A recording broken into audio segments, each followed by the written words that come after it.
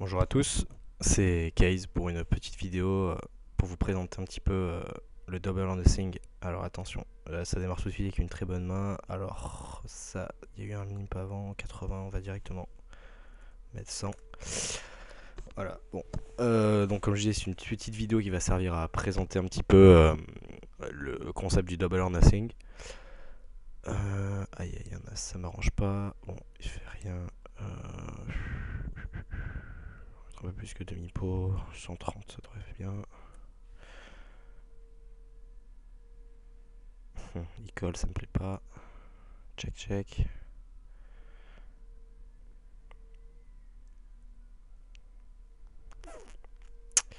J'ai pas trop envie de prendre de risque parce que s'il se trouve, il a un as inférieur. Je connais pas du tout ce joueur, donc on va checker. Non, il touchait son value. Bon. Donc, déjà, lui, il va avoir le droit à être pastillé dès le début. Ouais. Donc, bon, on va reprendre tout ça. Donc, comme je disais, c'est une vidéo qui va servir à présenter un petit peu le concept du double or nothing. Généralement en basse limite, puisque je suis un joueur qui joue essentiellement 2 euros ces derniers temps. Je pense peut-être augmenter un petit peu plus tard, mais pour le moment, je vais me concentrer sur des limites assez basses. Puisque, bon, bien assimiler le concept et tout. Je pense pas être non plus un joueur, un excellent joueur de Double or Nothing, mais je pense quand même avoir compris la base du principe. Donc voilà, cette vidéo va un peu servir à vous présenter un petit peu comment ça se joue. Alors, le concept est assez simple. C'est vraiment jouer extrêmement tight au début, c'est-à-dire uniquement les très bonnes mains. C'est-à-dire, vous allez privilégier essentiellement les paires 10-10 plus et As-Roi, As-Roi suited ou pas. Le reste, vous allez jeter, donc vous allez vraiment jeter énormément de mains. Là, comme vous avez pu le voir au début de l'enregistrement, je suis tombé sur un roi-roi, ça arrive assez rarement au début de partie, mais bon, là, bien évidemment, c'est une très très bonne main que j'ai été obligé de jouer. Là, si je la revois, bon, il y a eu un limp UTG, je connaissais pas le joueur, j'ai raisé à 100, là j'ai fait un petit, ouais, non, je suis pas déçu de la manière de jouer la main. Bon, c'est vrai que si je connaissais un peu plus ce joueur, je pense que j'aurais pu lui soutenir un peu plus d'argent. Donc là, la prochaine fois, je le saurai. C'est un gars qui limp UTG avec Validi Suiti dans début de sit and go. Bon, ça se passe de commentaires. Donc ici, c'est vraiment on va dire que les premiers niveaux vont vous permettre d'évaluer un petit peu la table, de voir quels sont les bons joueurs dont il va falloir se méfier. Je me constatais que j'avais même pas lancé mon tracker, je me dis aussi, il y a un qui s'est envoyé. Bon, c'est pas grave, je perdrai quelques mains. Oui, donc ça va vous permettre vraiment d'évaluer un peu la table. Là je sais. Ah bah, parfait, tout qui s'est mis. C'est parfait ça. Donc, on va mettre all level, all level. Donc, va vous permettre d'évaluer un petit peu les bons joueurs justement avec les stats. Donc, moi, personnellement, vu que je n'évolue pas en très grande limite, j'ai privilégié un tracker gratuit que je vous conseille, puisque honnêtement, il vous propose, donc c'est FPDB, Free Poker Database, téléchargeable facilement et très facile d'utilisation. Il va vous, voilà, vous proposer des stats assez essentielles, on va dire, pour des joueurs de basse limite comme moi. Donc le VPIP, donc le nombre de fois où la personne a juste limpé. PFR, donc le raise préflop. Oula, alors lui, je sais que c'est un fiche, donc j'avais déjà pu le croiser sur plusieurs tables auparavant et j'avais bien constaté que c'était un bon fiche. Donc le nombre de fois où la personne a raisé préflop. Donc le 3 bet préflop ensuite, le continuation bet au flop. Bon, c'est des stats un peu qui sont un petit peu importantes, surtout quand on multitable. Là, c'est vrai que quand on est comme moi sur une seule table ici, c'est vrai qu'on a le temps de voir un petit peu, d'observer les joueurs, de voir leur comportement. Donc c'est vrai que un tracker n'est peut-être pas forcément essentiel, mais c'est toujours agréable d'avoir quelque chose de gratuit qui puisse nous aider, qui puisse toujours nous aider. Bon là j'ai 10 dames, lui même s'il a des stats assez aggro, je vois pas, il n'y a aucun intérêt à ce que je colle. Je me suis fait déjà un petit début de stack avec le raise. Là j'ai alors les paires, les pocket pairs, ouais ça c'est un thème important. Les pocket pairs, alors là donc ça va être un fold. Les pocket pairs, en gros, le principe en double or nothing des pocket pairs, ça va être de toucher son brelan au flop. Un brelan qu'on touche généralement une fois sur 8, une fois sur 9 à peu près, je crois, une fois sur 9. Bon, moi, honnêtement, je suis un joueur assez tight et j'ai peu tendance à relancer, enfin à limper avec des pockets, surtout une pocket comme 2-2. Je suis pas très très fan, c'est vraiment très bas. C'est sûr, si on touche son brelan, ça fait toujours plaisir, mais ça reste quand même assez risqué avec une main comme ça. Donc c'est vrai que le principe c'est de limper pour toucher le brelan au flop. Le move est EV+, donc sur le principe j'ai pas grand chose à dire, mais c'est vrai que voilà, quand on est un peu tight comme moi, c'est vrai que les limper des mains. Bon, allez, là j'avais 2-2, il fallait que je raise à 105, le move était à mon sens pas EV+, ou pas extrêmement. Surtout que le Pazo, c'est qui le Pazo où il a des stats en raise, il a qu'un raise de 8%, donc c'est vrai que c'est pas non plus exceptionnel, donc je pense qu'il avait quand même une main meilleure que moi pré-flop. Donc voilà, donc les pockets, le principe, voilà, c'est juste de limper, ça sert à rien de s'enflammer, de faire des grosses raises, surtout de faire des raises. Oula, on lui, ok, on lui, je comprends pourquoi j'ai mis une pastille. Oula là là là là là là là, qu'est-ce que c'est que ça? Oh, alors l'un et l'autre, c'est des fiches, mais alors lui, il a gagné, mais alors jamais, alors ça c'est. Oui, sachez-le, un all-in pré-flop en début de oui, sit and go de Burn Nothing ici. Si quelqu'un vous push all-in, vous n'y allez pas avec autre chose que As et Roi. Là, c'est aussi fiche soit-il. Là, pisse tout quand même, même si c'est un fiche pour moi, fiche ou pas, le gars qui se met all-in pré-flop, pour moi, il a toujours quelque chose. Donc là, pour moi, voilà, comment il s'appelle Pogju, il a vraiment eu la chance de toucher son as, mais c'était vraiment absolument pas une main à pusher pré-flop. Il a gagné sa petite pastille.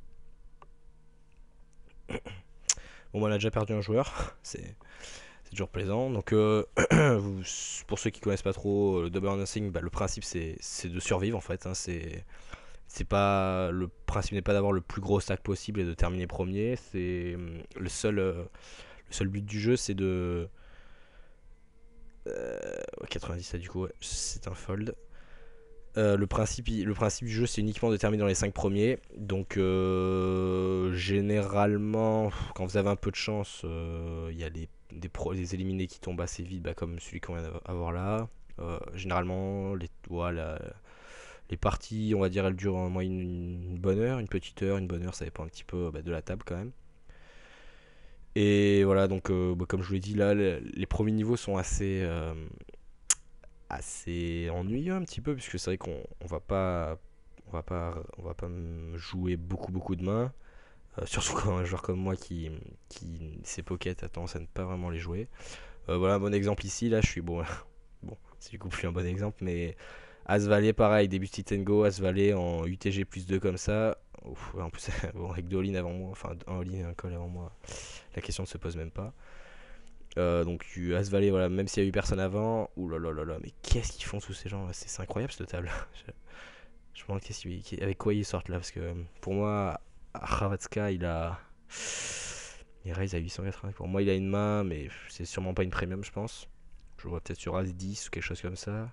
Nikotizev, il a collé. Ouais. Nikotizev, le Pazo, c'est des joueurs apparemment. Non, j'ai hâte de voir ce qu'ils vont me montrer, parce que là, honnêtement, oula, qui se met all-in. Il a foldé. Oh là là, oh là là là là là là. As-3, il a collé. Oh, mon dieu, mon dieu, mon dieu. Bon, là, voilà. Là, c'est parfait. Ça nous permet d'avoir des petites passives. Bon, là, je pense que le move se passe de commentaires. On a un joueur qui raise all-in pré-flop. Bon, son stack est pas énorme, mais ça reste quand même 885 jetons. Là, il ose coller juste après avec As-3. Alors, suicide, pas suicide, on s'en fout. Là, c'est vraiment.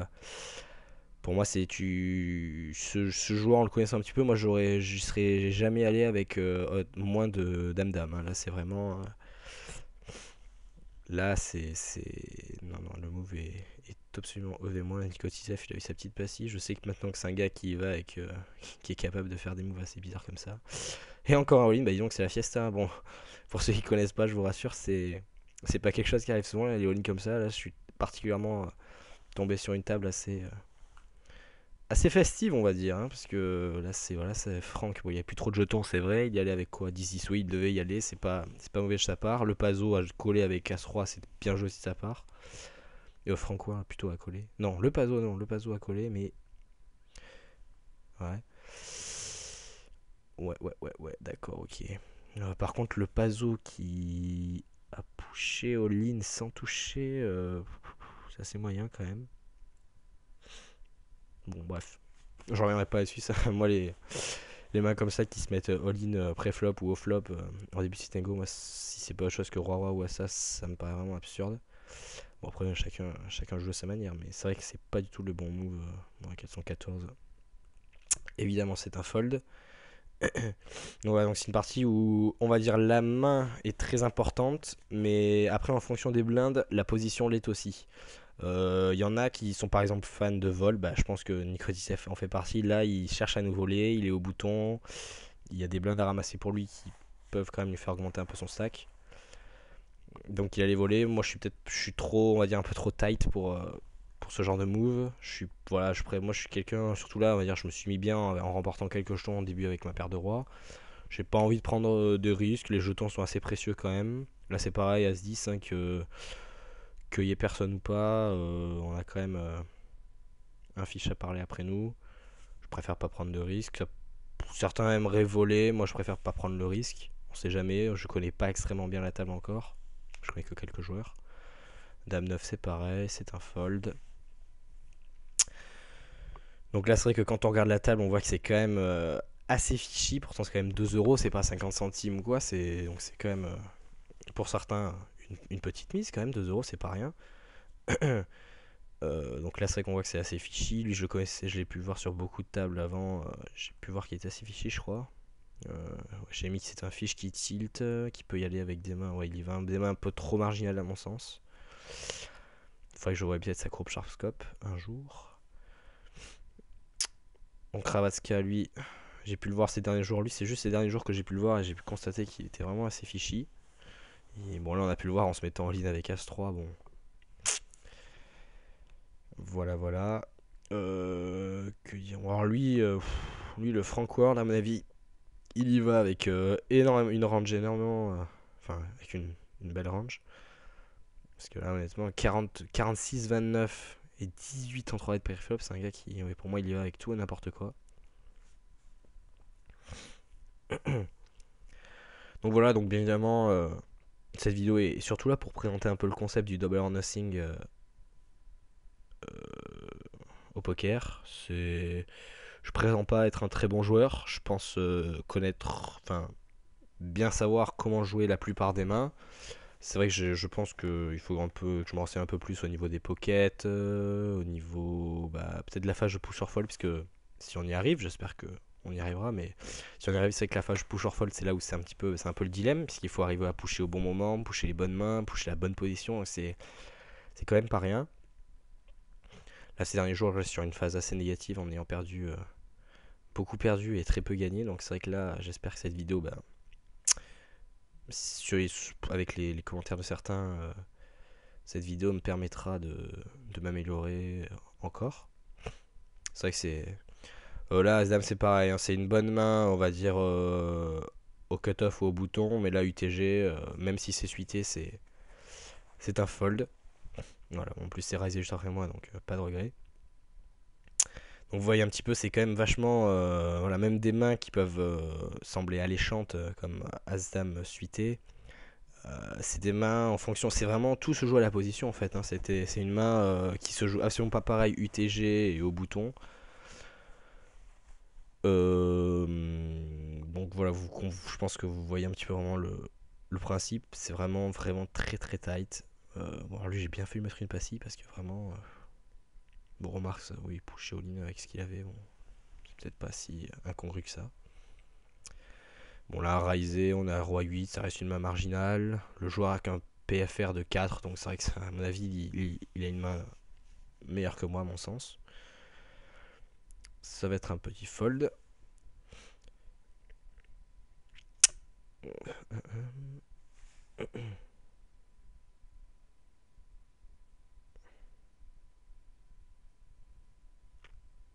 plus c'est collé avant moi, donc on va les laisser faire joujou. Donc voilà, donc comme je vous le disais, c'est vrai qu'avoir un tracker gratuit qui vous permet d'avoir quelques données comme le VPIP, le PFR, le 3 bet préflop ou le call to action bet au flop, c'est vrai que c'est toujours agréable, ça permet vraiment de situer un peu le joueur, de voir si le move qu'il fait bah, est fréquent chez lui ou il ne l'est pas. Bon là, à 6, il m'a pas trop mal. J'aurais pu voler, mais bon, là avec Frank World qui raise, même s'il a un PFR de 29, là c'est-à-dire pour moi je pense peut-être être devant, mais à pas prendre de risque, ça sert à rien. C'est pas le principe. Queen Jack suited, une main pas trop mal, même si ça reste bon. Ça reste des Broadway, mais c'est pas non plus exceptionnel, donc un fold tranquille.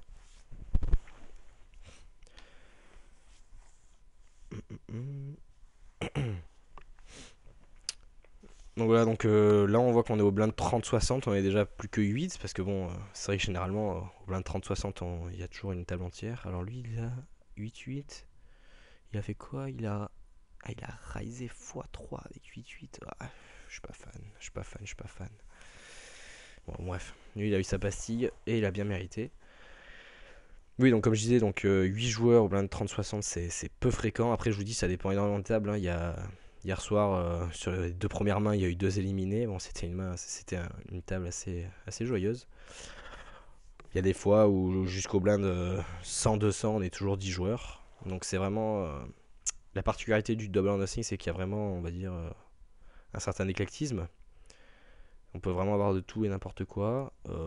J'ai tendance à remarquer que il y a quand même plus de fiches habituellement que de reg, que de nit, enfin que de bons joueurs concrètement. De toute façon, les bons joueurs, je les connais plus ou moins. Enfin, vu que je joue assez régulièrement, tous les jours, on va dire, j'ai pu repérer un petit peu les bons joueurs. Ils sont pas nombreux, mais bon, après, on le voit sur leur courbe Sharkscope. Ah, j'ai pas vu, il y avait Frank World qui est allé. Qu'est-ce qui s'est passé? Ah, c'était les deux gars au blind, d'accord. Tiken qui a pushé all-in. Ah, Tiken s'est fait. Putain, j'ai même pas remarqué, il y a encore un éliminé quoi. Tiken, ouais, lui j'avais une note sur lui, je crois. J'avais noté quoi? ROI total de 20% et un profit de moins de 2500 euros en 6500 parties. Ouais, donc lui c'est un joueur, il avait dû gagner un MTT, mais c'est un joueur qui, à mon sens, ouais. Là, ouais, non, là ça se. Ah, oui, oui, non, il mérite une passive parce que bon, je vais pas la mettre, mais là, on push pas all-in. Avec As-3, on raise à la limite. Là, il aurait dû mettre 120 ou. Voilà, mais il aurait pas mis all-in quoi. Frank World, est-ce qu'il a bien joué? Le call de Frank World, je l'aurais peut-être pas fait, je pense. Mais le call n'est pas moche.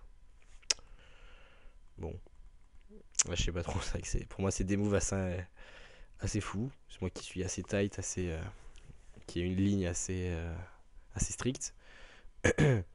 Donc là, on met 7, ça veut dire qu'on est déjà en phase de pré-bulle au blind 30-60. Donc, bon, comme je vous dis, je vous rassure, ça arrive pas tous les jours.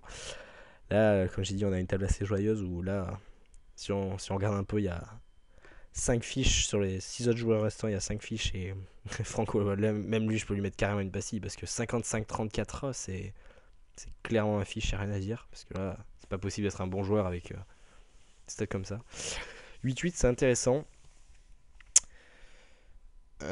Nicotisé, je pense qu'il va essayer de Il fait un simple ok, me lime seulement. On va pas prendre de risque, comme je dis, je suis pas un joueur qui foufou. 8-8, c'est une main pas mal. Je touche pas mon brelan, c'est dommage. Il a checké. On va y aller, on va bêter 2 tiers pot. On va mettre 2 tiers pot quand même. Parce que 8-8, je pense qu'on est quand même devant lui pour le moment. Il a foldé, c'est impeccable. Donc on récupère 200 jetons qui font du bien.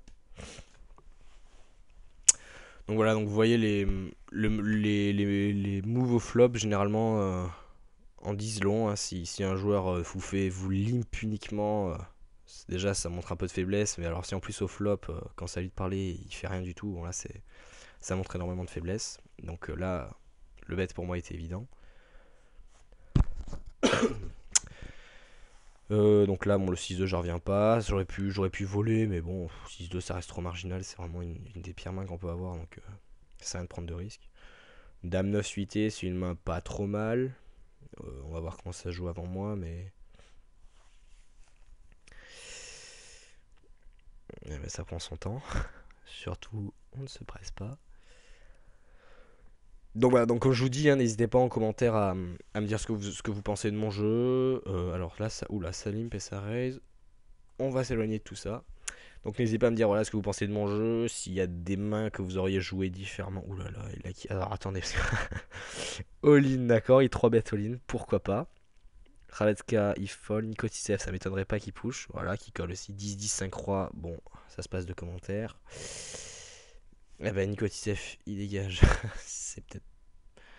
Non, mais c'est incroyable ça. Pusher all-in. Moi, déjà, on est déjà à la bulle. Blind 30-60, c'est la bulle. C'est. Là, je dois vous avouer que ça arrive vraiment jamais. C'est la magie de la vidéo. Non, j'ai vu jouer avec la table est quand même vachement. Bah, ça joue beaucoup. Voilà, il rise donc ça m'étonne pas de lui.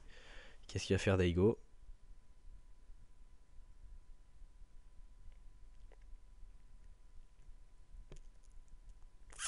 Là, il se tâte, mais je pense qu'il va folder. Généralement, quand on attend longtemps, ça annonce un fold. Voilà, bon. Ouais, donc comme je vous dis, on est déjà à la bulle au blind 30-60, bon maintenant 40-80. On est déjà à la bulle, ça arrive vraiment pas souvent. Du coup, je pense que ça va être compliqué pour moi de vous montrer la phase de push or fold. Bon, au pire, de toute façon, je ferai une autre vidéo. Hein, je pense que c'est pas la dernière que je ferai. Je cherche toujours des moyens de m'améliorer, donc c'est vrai que si mes vidéos peuvent intéresser des gens et en même temps me permettre d'avoir des conseils, je dis pas non du tout. Ok. Qu'est-ce qu'il y a? Ouais, bon, ça split, ok. Ouais, donc comme je dis, je pense que ça va être compliqué qu'on atteigne la phase de push or fold, sachant en voyant comment la table est. Donc peut-être que je ferai une autre vidéo où cette fois-ci, j'espère, on pourra atteindre la phase de push or fold. Mais bon, j'espère. Après, je veux dire, c'est toujours agréable de pouvoir encaisser les 4 euros, enfin un peu moins de 4 euros puisqu'à la rake, et encaisser de l'argent sans avoir pris trop de risques. Là, comme vous avez vu, hein, c'est vraiment, à mon sens, c'est une stratégie gagnante puisqu'on a vraiment, depuis le début, là, on a joué une seule main, la paire de rois, qu'on a plutôt pas mal joué. Bon.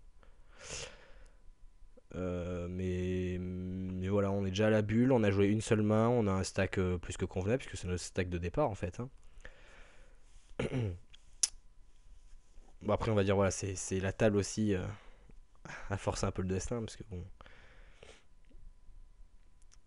Voilà, 40-80. Bon, 10 ouais, c'est une main pas trop mal, mais bon. Comme je sais que Frank World, quand on voit les stats de Frank World, j'ai pas trop envie de le provoquer. Il serait capable de me coller et de m'enquiquiner. Voilà, Daigo. Bon, comme je dis, c'est. Ouais, il a que 10-4 quand même, mine de rien. C'est pas non plus ça trop aggro, mais. Bien chaud. As Valet, il main pas trop mal, mais. Mais voilà, c'est la bulle. Il y a les deux short stacks de la table sont dans les blindes. Ils peuvent être tentés de me coller avec un peu tout et n'importe quoi, surtout Tidiane, je pense. Et en plus, il y a Franck Ward aussi à passer, qui lui, il va avec tout et n'importe quoi. Pour moi, il a pas grand chose là. Donc voilà, donc voilà, c'est les mains, comme je l'ai dit, c'est vos mains, la position, aussi les joueurs quand même, il faut vraiment faire attention aux joueurs que vous voyez. Bon là pareil, mais 1260, il veut les provoquer, bon c'est pourquoi pas après tout, mais bon, j'espère pour lui il a quelque chose en cas de call. A5,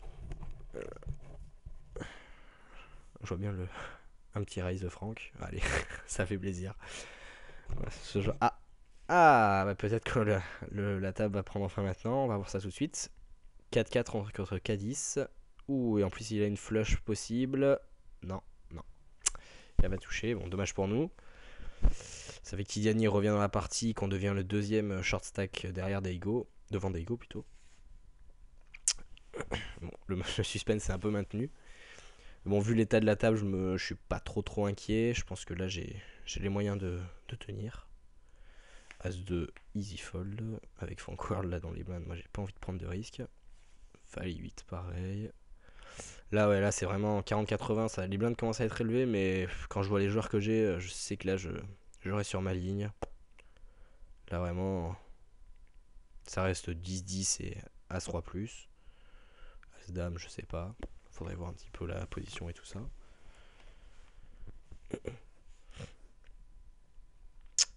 Encore un push. Ah, valet. Bah voilà.